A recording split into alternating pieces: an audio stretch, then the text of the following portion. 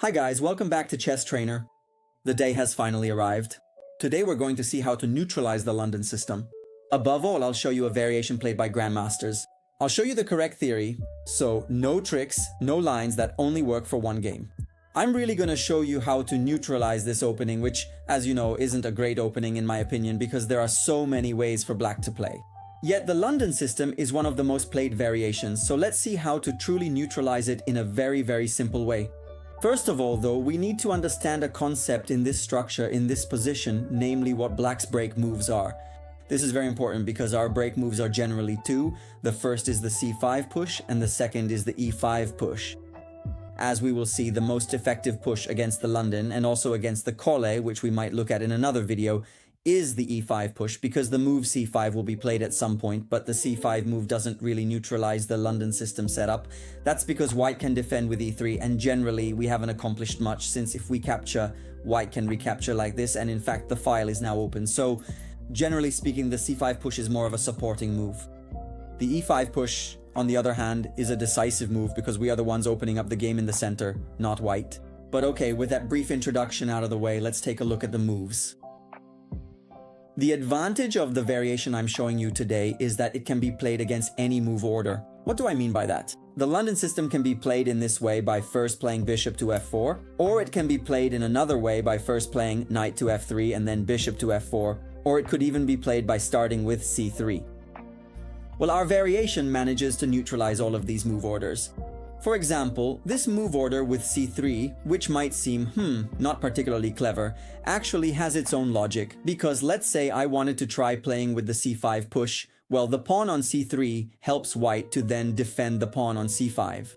Luckily for us, the move order I'm going to show you today neutralizes all these variations, so there's no need to know a specific order, because after bishop to f4, or I repeat, even knight to f3 first, we play knight to f6, knight to f3 and e6. So we're preparing the c5 push, defending it with the bishop. So now even if white meticulously tries to defend with c3, we can confidently play c5, and in the unfortunate case of a capture, white simply doesn't have sufficient time to play b4 because we're in good time to immediately recapture that crucial pawn. Alright, let's continue. So after e3, white plays, after c5, white plays e3. The most common move order you'll generally see, guys, is white playing e3 here, we play c5, and white responds with c3. You see, all of this is completely interchangeable, so you start with d5, knight f6, e6, c5. These are our first moves, but now let's see how to continue, because here it's very important to play this move, bishop to d6. Why is it so important? Because in this position, white has settled comfortably into their London system, so now they'll continue with bishop to d3, maybe later put the knight on e5, and by setting up this structure, we're sacrificing the bishop on c8, right? Because as you can see, it's stuck, so here we need to be very precise with our plan, with our idea. I repeat, it's very simple, nothing special. We play bishop to d6, offering the exchange of this bishop. Someone might object that this one here is the bad bishop, while ours is the good bishop. From this point of view, it's not a problem because capturing on d6 generally favors all our plans, as it gives us access to the e5 square, which we'll soon take advantage of. But before showing you all the alternatives, don't worry, today we'll really look at all of them. I want to show you the main line, that is what happens if white plays in a so-called normal way, okay? As a London system player, the normal move for a London system player here is bishop to g3. This move also hides a small strategic trap. What is the trap? If black captures on g3, perhaps thinking that white has created significantly doubled pawns and that this might indeed be a considerable advantage for us, unfortunately this is a very serious and critical mistake because white immediately opens the crucial file, opens the file with great speed, and is instantly ready to launch a powerful attack against us. Let me give you a fairly simple example. Here, after knight to c6, there are already several possible moves. The first is knight to e5, with white immediately threatening some tactics.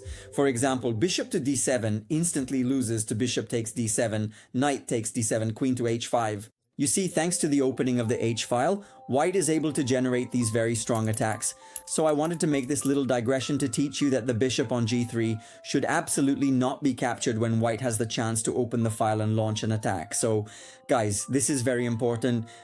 So what is our plan against the bishop on g3? Our plan is to prepare the breakthrough push with e5, because as I told you at the beginning, if we manage to play the breakthrough move e5, we will generally destroy the entire structure of the London system. So let's make this move here, queen to c7.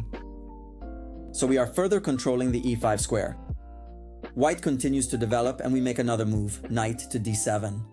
This is another move, as you can see, that is controlling the e5 move. e5, short castle, now we are ready.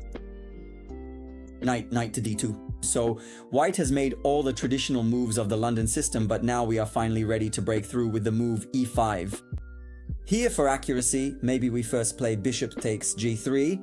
Why can we now play bishop takes g3? Because now black no longer has to worry about the risk of the h-file since white has castled. So in this case, it's perfectly fine to play bishop takes g3 first, because as you can see, the h-file is no longer useful. And finally now we can play the move e5.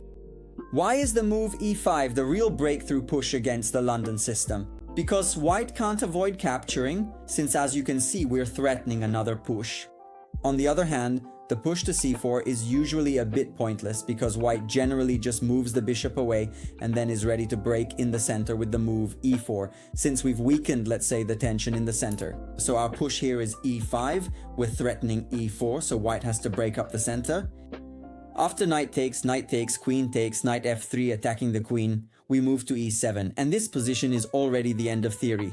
Black has achieved everything he wanted. As you can see, this isn't an opening where I'm showing you tricks, where black has an extra piece or black pulls off some trick. No, this is real theory, where we're in a more or less equal position, but black is more comfortable. Why is black more comfortable? Because we have a space advantage in the center, we have a nice open file, and we have some interesting squares for our pieces. You see, the bishop can go to g4 to pin the knight, but another idea could also be to control the center better by playing b6, bishop to b7. And after that, we're ready to put our rook on e8. The other rook, of course, will put on d8, and black has a very comfortable position. It's not a winning position, okay? It's a more or less equal position, but black, without really having to work hard, has definitely achieved an excellent position. We've more than neutralized this London system. Let's go back a bit to look at some alternatives. The simplest alternative I'll show you is the one we discussed at the beginning, which is simply to take the bishop, but we just take it, white develops, and we continue exactly as before. Knight here, short castle, knight to d2, and again we play e5. The position is practically equivalent to the previous one. Pawn here, knight here, queen here, knight to f3, queen to e7. Here there are no doubled pawns, but it doesn't make much difference. The difference is that here, white can play h3 to prevent bishop to g4, but as I mentioned at the beginning, that's not a problem for us. We play b6 and develop the bishop on this side, where it's still very well placed. So as you can see, generally nothing changes. Whether white captures on d6 or plays bishop to g3, black still manages to get everything they want. In this position, after bishop to g3 and queen to c7, there's a move that white can play, which is to capture on c5, taking advantage of the fact that our bishop obviously can't recapture on c5 because the queen would be hanging. From this perspective, it doesn't change much for us. We recapture with the queen. In my opinion, this is a very interesting position for black from a practical standpoint, because white has destroyed their own center, and now black can comfortably castle and then look to exploit their central majority with the move e5. So maybe we bring the queen back, develop the knight, and start to take space in the center. In any case, this is a line that doesn't have any particular ambition for white. Black has already achieved all their plans, so there are no particular problems. Another variation I want to show you is the move bishop to b5 check. Okay, bishop to b5 check here creates a small problem for us because we can't play knight to d7 since the bishop would be hanging, but it doesn't really matter to us. We play knight to c6, and realistically after that we'll play queen to c7 and we'll manage to break everything open.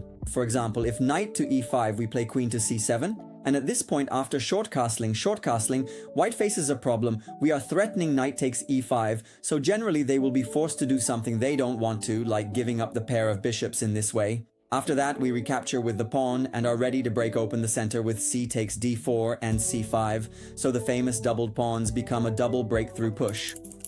So again, nothing special here, and the last variation I want to show you is what happens if white plays knight to e5. So in this case, white is trying, to counter our plan by occupying the e5 square themselves. Our main priority here is to immediately remove this knight from e5, so moves like short castling are actually fine, but they don't really fit our plan. So here, very precisely, we play queen to c7 right away, then knight to d7 to apply pressure. At this point, if white plays a move like that, obviously it doesn't make much sense because after knight to d7, as you can see, I have 3 attackers on e5 and white is basically forced to give up their control of the center. So if white wants to try to defend this central point, they have to play knight bd2 with the idea that after knight to d7, now white can play knight to f3. From this point of view, the only thing we need to know is this theme. We need to immediately go and remove this knight. How do we remove this knight? With the move f6, and we need to play it right away, so knight to e4, threatening the move f6. Let's say this move is unavoidable, and white can continue developing, but here we have a little trick.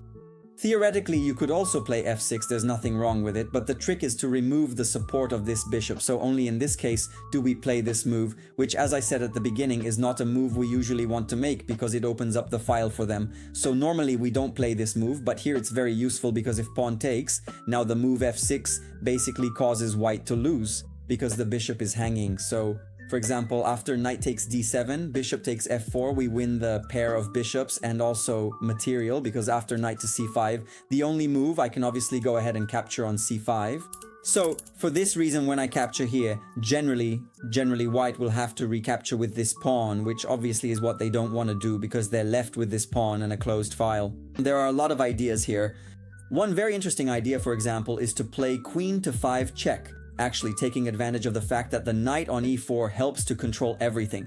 For instance, knight to d2 is a very serious mistake because after knight takes d2, queen takes d2, bishop to b4 ends the game by capturing the queen. So even here, after queen check, white has to play the sad king f1 and then we can continue with f6 with rather disastrous consequences.